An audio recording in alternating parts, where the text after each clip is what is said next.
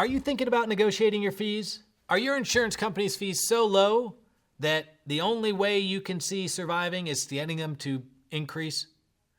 Well, in this week's tip, we're going to talk about, can you do that? Should you do that? Stay tuned.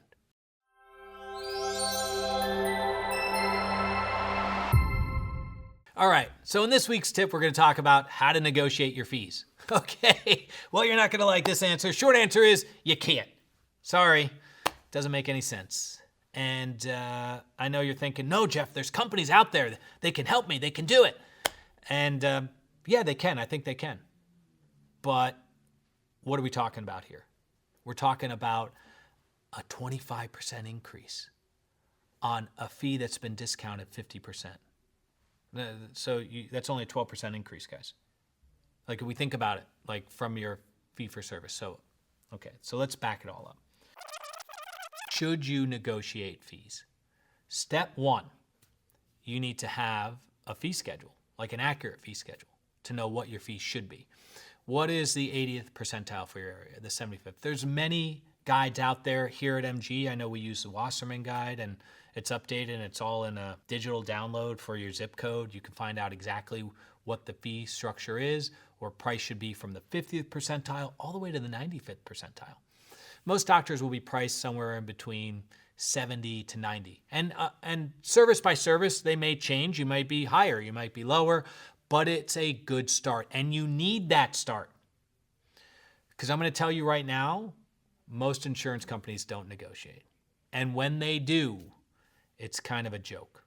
They steal from one area to put into another. And you're going to pay money to do that. There's many companies out there that could do it. So let's walk through this. And these are real life examples.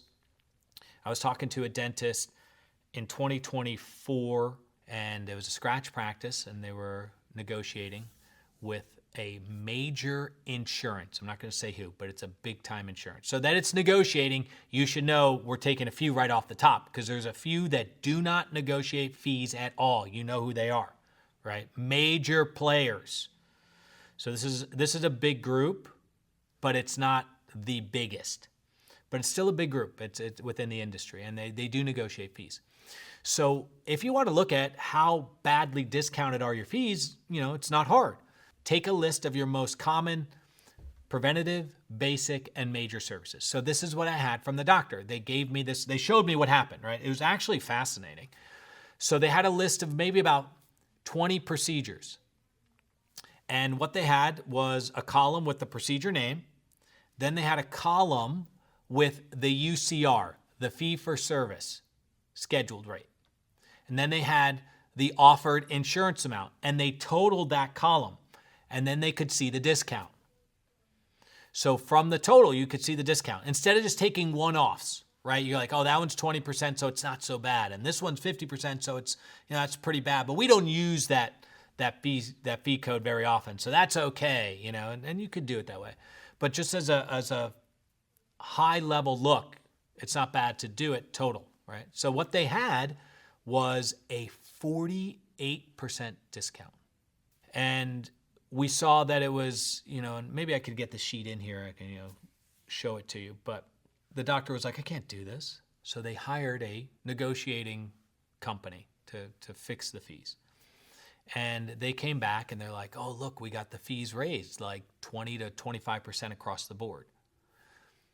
But it was still a 36 or 38% discount from the UCR. So they were still getting ripped off. And once you do that negotiation, guys, it's not like that happens every year. Delta, Blue Cross, Cigna, Aetna, MetLife, they're not going to sit down with you every year and, oh, let's negotiate fees, let's raise fees, okay? It's not going to work. So the short answer is, no, you really can't negotiate fees, number one. Number two, there are companies that do, but the problem is that you haven't actually raised your fees to a reasonable rate. And the insurance companies, they know the fee schedule. Where do you think groups like the Wasserman Guide gets it from? What do you have to submit on every claim that you send to an insurance company? Your UCR. All that data is collected.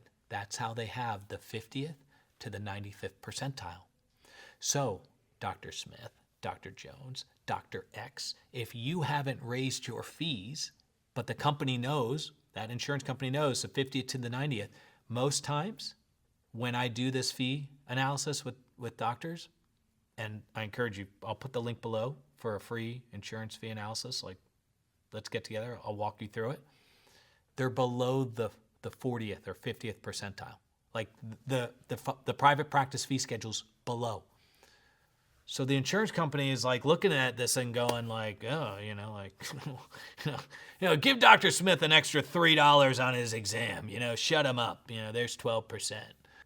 It's kind of a joke because your fees are so low. So you have to play the game. Raise your fees. And I know the moral dilemma of that is that, the people that really need the discount are going to pay a higher fee. Well, I don't think they have to. You can discount whatever service you want for anyone you want. You can't do that for an insurance patient because you agreed to a fee schedule, but for your fee for practice, it's private practice and you can do what you want to do.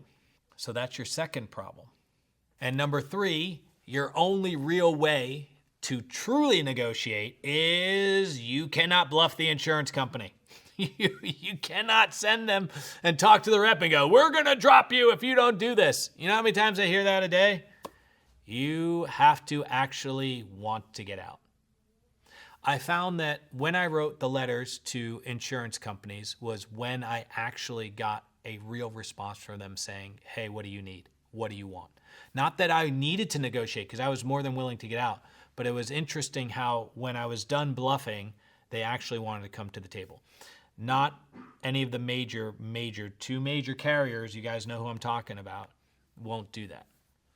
But I was in a position where I could. And so should you negotiate your fees? Could you? Yeah, I think maybe, it works and $5,000, $10,000, $15,000, okay. But you're not going to see these massive bumps that you need. We have had inflation rates well over 25% the past 5 years. And that's being quite conservative. It doesn't take a genius to figure out it's a lot higher than that.